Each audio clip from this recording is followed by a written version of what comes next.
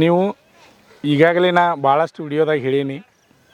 ಏನಪ್ಪ ಅಂದ್ರೆ ನೀವು ಫಿಸಿಕಲ್ಗೆ ಈಗಾಗಲೇ ಎಕ್ಸಾಮ್ ಪಾಸಾಗಿ ಫಿಸಿಕಲ್ಗೆ ಮುಂದೆ ಹೋಗೋರ್ದು ರೀ.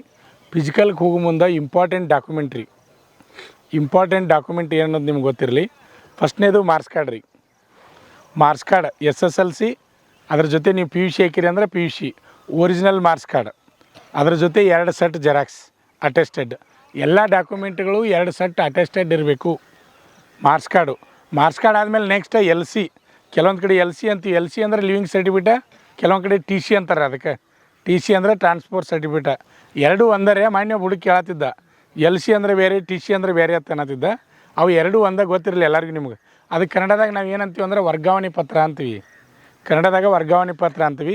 ಅವನ್ನ ನೀವು ತೆಗೆಸ್ಕೊಂಡಿರ್ಬೇಕು. ಅದು ಯಾವ ಭಾಷೆಯೊಳಗೆ ಇರಬೇಕಪ್ಪ ಅಂದರೆ ಇಂಗ್ಲೀಷ್ನಾಗ ಇರ್ಬೇಕು. ಗೊತ್ತಿರಲಿ ನಿಮ್ಗೆಲ್ಲರಿಗೂ ಇಂಗ್ಲೀಷ್ನಾಗ ಇರಬೇಕು.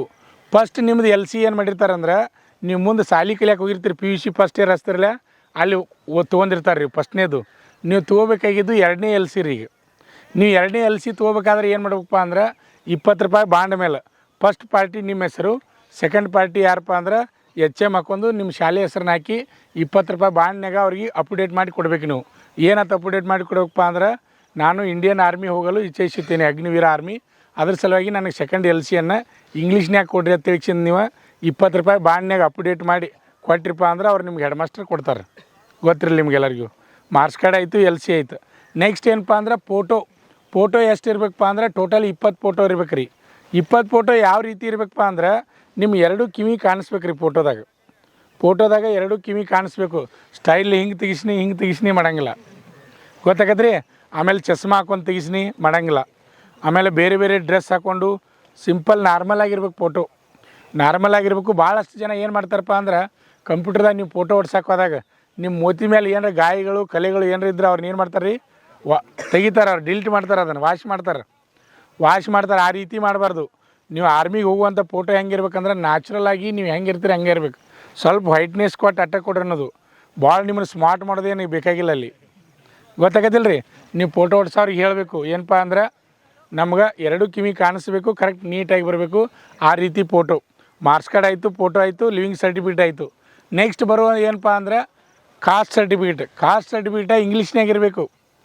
ನಿಮ್ಮದು OBC ಇರಲಿ, ಜನರಲ್ ಇರಲಿ, SC ST ಇರಲಿ, ಯಾವುದೇ ಇರಲಿ, ನಿಮ್ಮ ಕಾಸ್ಟ್ ಸರ್ಟಿಫಿಕೇಟ್ ಏನಿರ್ಬೇಕಪ್ಪ ಅಂದರೆ ಇಂಗ್ಲೀಷ್ನಾಗ ಇರಬೇಕು. ಆಮೇಲೆ ನೆಕ್ಸ್ಟ್ ಡೊಮೆಸಿಯಲ್ ಸರ್ಟಿಫಿಕೇಟು ಇಂಗ್ಲೀಷ್ನಾಗ ಇರಬೇಕು. ನೆಕ್ಸ್ಟ್ ರೆಸಿಡೆನ್ಷಿಯಲ್ ಸರ್ಟಿಫಿಕೇಟ್ ಅದು ಇಂಗ್ಲೀಷ್ನಾಗ ಇರಬೇಕು. ಇವು 3 ಯಾರು ಕೊಡ್ತಾರಪ್ಪ ಅಂದರೆ ತಹಶೀಲ್ದಾರ್ ಕೊಡ್ತಾರೆ ರೀ. ಈ 3 ಯಾರು ಕೊಡ್ತಾರೆ ಅಂದರೆ ತಹಶೀಲ್ದಾರ್ ಕೊಡ್ತಾರೆ. ಈಗೆಲ್ಲ ಆನ್ಲೈನ್ ಆಗಿದೆ, ನಿಮ್ಗೆ ಗೊತ್ತೈತಿ. ಈಗೆಲ್ಲ ಆನ್ಲೈನ್ ಆಗಿದೆ. ಫಸ್ಟ್ ಇಂಪಾರ್ಟೆಂಟ್ ಡಾಕ್ಯುಮೆಂಟ್ ಇವ ರೀ ನಿಮಗೆ. ಮೇನ್ ಇವು ಮಾರ್ಕ್ಸ್ ಕಾರ್ಡ, LC, ಫೋಟೋ, ಆಮೇಲೆ ಕಾಸ್ಟ, ಡೊಮೆಸಿಯಲ, ರೆಸಿಡೆನ್ಷಿಯಲ, ಇಷ್ಟು ಇಂಪಾರ್ಟೆಂಟ್. ಇದ್ರ ಜೊತೆ ಇನ್ನೊಂದು ಏನು ಇಂಪಾರ್ಟೆಂಟಪ್ಪ ಅಂದ್ರೆ, ಹಾಲ್ ಟಿಕೆಟ್ ರೀ. ನಿಮ್ಗೆ ಹಾಲ್ ಟಿಕೆಟನ್ನು ಬಿಡ್ತಾರೆ ರೀ, ಇನ್ನೂ ಬಿಟ್ಟಿಲ್ಲ. ಆ ಟೈಮಿಗೆ ಬಿಡ್ತಾರೆ. ಅದನ್ನು ಏನು ಮಾಡ್ಬೇಕಂದ್ರೆ, ಚಲೋ ಪೇಪರ್ದಾಗ ಲೇಜರ್ ಪ್ರಿಂಟ್ ತೊಗೊಂಡು ಚಲೋ ಪೇಪರ್ದಾಗ ತೊಗೋಬೇಕು. ತೊಗೊಂಡು ಏನು ಮಾಡ್ಬೇಕಪ್ಪ ಅಂದ್ರೆ, ಅದನ್ನು ಮಡಚಬಾರ್ದು. ಆಮೇಲೆ ವೈಟೇ ಇರಬೇಕು, ಅದು ಕಲರ್ ಇರಬಾರ್ದು. ಅದು ಗೊತ್ತಿರಲಿ ನಿಮ್ಗೆ. ನಿಮ್ದು ಹಾಲ್ ಟಿಕೆಟ ಕಲರ್ ಇರಬಾರ್ದು, ವೈಟೇ ಪ್ರಿಂಟ್ ತೊಗೋಬೇಕು. ಅಂದರೆ ಅಲ್ಲಿ ಏನು ಮಾಡ್ತಾರಪ್ಪ ಅಂದ್ರೆ, ಆ ಹಾಲ್ ಟಿಕೆಟನ್ನು ಸ್ಕ್ಯಾನ್ ಮಾಡ್ತಾರೆ. ಅಲ್ಲಿ ಹಾಲ್ ಟಿಕೆಟನ್ನು ಸ್ಕ್ಯಾನ್ ಮಾಡ್ತಾರೆ. ಅದ್ರ ಸಲುವಾಗಿ ವೈಟನ್ನು ತೊಗೋಬೇಕು, ಮಡಚಬಾರ್ದು. ಅದನ್ನ ತೊಗೊಂಡಿಟ್ಕೋಬೇಕು. ಆಮೇಲೆ ಇವು ಮೇನ್ ರೀ. ನಾ ಹೇಳಿದ್ದು ಡಾಕ್ಯುಮೆಂಟ್ ಮೇನ್. ನೆಕ್ಸ್ಟ್ ಇನ್ನೂ ಏನೇನು ಬರ್ತಾವಪ್ಪ ಅಂದ್ರೆ, ಅನ್ಮ್ಯಾರಿಡ್ ಸರ್ಟಿಫಿಕೇಟ್. ಅಂದರೆ ನಿಮ್ಮದು ಇನ್ನೂ ಮದುವೆ ಆಗಿಲ್ಲ ಅಂತ. ಅದು ನಿಮಗಿನ್ನೂ ಲಿಸ್ಟ್ ಬಿಟ್ಟಿಲ್ಲ ಅವರು. ಇನ್ನೂ ವೆಬ್ಸೈಟಿಗೆ ಲಿಸ್ಟ್ ಬಿಡ್ತಾರೆ ರೀ.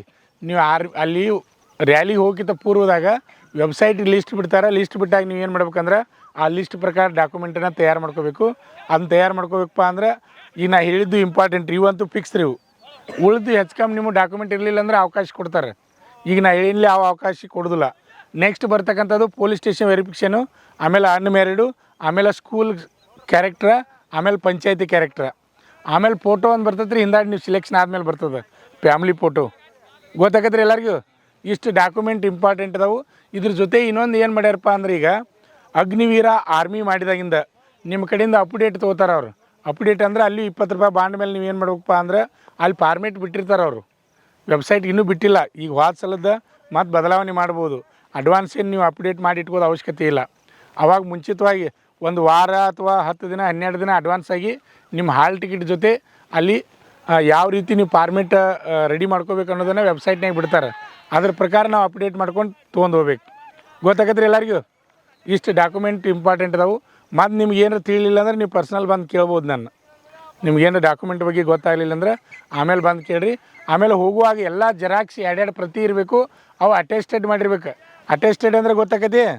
ಹಾಂ, ಅಟೆಸ್ಟೆಡ್ ಅಂದ್ರೆ ಇಲ್ಲಿ ಹೈಸ್ಕೂಲ್ ಹೆಡ್ ಮಾಸ್ಟರ್ ಇರ್ಬೋದು, ಆಮೇಲೆ ಕಾಲೇಜ್ದವ್ರು ಇರ್ಬೋದು, BO ಇರ್ಬೋದು, ಡಾಕ್ಟ್ರ್ ಇರ್ಬೋದು, ಗೆಜೆಟೆಡ್ ಅಧಿಕಾರಿಯಿಂದ ಅಟೆಸ್ಟೆಡ್ ಆಗಬೇಕು.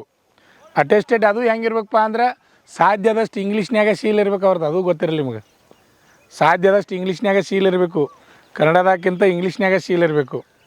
ಆ ರೀತಿ ಜೆರಾಕ್ಸ್ ಅಲ್ಲಿ 2 ಪ್ರತಿ ಬೇಕಾದ್ರೆ ನೀವು ಎಕ್ಸ್ಟ್ರಾ ಮಾಡಿ ಇಟ್ಕೋಬೇಕು ಎಲ್ಲರೂ ಡಾಕ್ಯುಮೆಂಟ್. ಗೊತ್ತಾಗದ್ರಿ ಎಲ್ಲರಿಗೂ? ಡಾಕ್ಯುಮೆಂಟ್ ಬಗ್ಗೆನೂ ಅಡ್ವಾನ್ಸ್ ತಯಾರಿರಿ.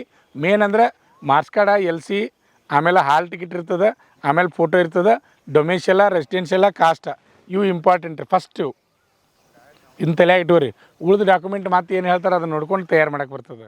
ಕೋರ್ಸ್ ಸೇರಬೇಕೆನ್ನುವ 10ನೇ ತರಗತಿ ಅಥವಾ PUC ಪಾಸಾದ ಪುರುಷ ಹಾಗೂ ಮಹಿಳಾ ಅಭ್ಯರ್ಥಿಗಳೇ ಈಗ ನಮ್ಮ ಸಂಸ್ಥೆಯಲ್ಲಿ BSF, CRPF, CISF, ITBP, SSB, Assam rifles ಮತ್ತು MTS ಹಾಗೂ ಹವಾಲ್ದಾರ್ ಮತ್ತು AOC, Agniveer army, physical and exam coaching admission open. Contact Shri Manjunatha ಸೈನಿಕ ತರಬೇತಿ ಕೇಂದ್ರ, ಮೂಡಲಗಿ. ನಮಸ್ಕಾರ. ಪಾಲಕರ ಆಶೀರ್ವಾದ, ಯುವಕರ ಪ್ರೋತ್ಸಾಹದಿಂದ ನಮ್ಮ ಸಂಸ್ಥೆ 2004ರಲ್ಲಿ ಪ್ರಾರಂಭವಾಗಿ ಈಗ 2023ಕ್ಕೆ 19ನೇ ವರ್ಷದಲ್ಲಿ ಮುನ್ನಡೀತಾ ಇದೆ. ಈಗ ನಮ್ಮ ಸಂಸ್ಥೆಯಲ್ಲಿ ತರಬೇತಿ ಪಡೆದಂಥ ಅಭ್ಯರ್ಥಿಗಳು ಸುಮಾರು 10,584 ಅಭ್ಯರ್ಥಿಗಳು ಇಂಡಿಯನ್ ಆರ್ಮಿ ಮತ್ತು ಪೊಲೀಸ್ ಇಲಾಖೆಯಲ್ಲಿ ಸೇವೆಯನ್ನು ಸಲ್ಲಿಸುತ್ತಿದ್ದಾರೆ. ಇದು ನಮಗೆ ಹೆಮ್ಮೆಯ ವಿಷಯ. ಆತ್ಮೀಯ ಯುವಕರೇ ಮತ್ತು ಪಾಲಕರೇ, ಇದೇ ರೀತಿ ಪ್ರೋತ್ಸಾಹ ನಮ್ಮ ಸಂಸ್ಥೆ ಮೇಲೆ ನಿಮ್ಮದು ಇರಲಿ. ಹೀಗೆ ನಮ್ಮ ಸಂಸ್ಥೆ ಬೆಳೆಯಲು ಸಹಕರಿಸಿ.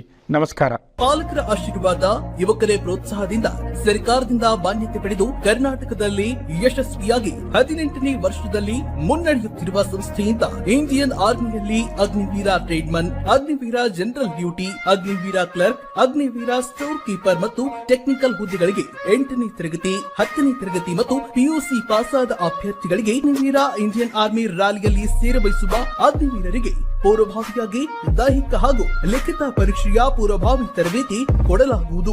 ವಿಮೆನ್ ಮಿಲಿಟರಿ ಪೊಲೀಸ್, ಸ್ಟೇಟ್ ಹಾಗೂ ಸೆಂಟ್ರಲ್ ಪೊಲೀಸ್ ಕಾನ್ಸ್ಟೇಬಲ್ ಮತ್ತು SSC, GD ಹಾಗೂ ಮುಂದೆ ನಡೆಯುವ ಅಗ್ನಿವೀರ ಆರ್ಮಿ ರ್ಯಾಲಿಗೆ ಪುರುಷರ ಹಾಗೂ ಮಹಿಳಾ ಅಭ್ಯರ್ಥಿಗಳಿಗೆ ದೈಹಿಕ ಹಾಗೂ ಲಿಖಿತ ಪರೀಕ್ಷೆಯ ತರಬೇತಿ ಕೊಡಲಾಗುವುದು. ಹಾಸ್ಟೆಲ್ ಸೌಲಭ್ಯ ಕೂಡ ಇರುತ್ತೆ. ಸಂಪರ್ಕಿಸಿ ಶ್ರೀ ಮಂಜುನಾಥ ಸೈನಿಕ ತರಬೇತಿ ಕೇಂದ್ರ, ಮೂಡಲಗಿ, ತಾಲೂಕು ಮೂಡಲಗಿ, ಜಿಲ್ಲೆ ಬೆಳಗಾವಿ, ರಾಜ್ಯ ಕರ್ನಾಟಕ. ತರಬೇತಿ ಪಡೆಯಲು ಬರುವಾಗ 3 photo, Aadhaar card xerox, SSLC marks card xerox ಅಥವಾ TC ಜೆರಾಕ್ಸ್ ಮತ್ತು ಊಟ ಮಾಡಲು 1 ಪ್ಲೇಟ್ ಹಾಗೂ ಗ್ಲಾಸ್, ಜೊತೆಗೆ ಹಾಸಿಗೆ, ರನ್ನಿಂಗ್ ಶೂಸ್ ಮತ್ತು ತಮಗೆ ಬೇಕಾದ ಇತರೆ ವಸ್ತುಗಳಿನ ತಾವೇ ತರಬೇಕು. ಪ್ರವೇಶ ಪ್ರಾರಂಭವಾಗಿದೆ.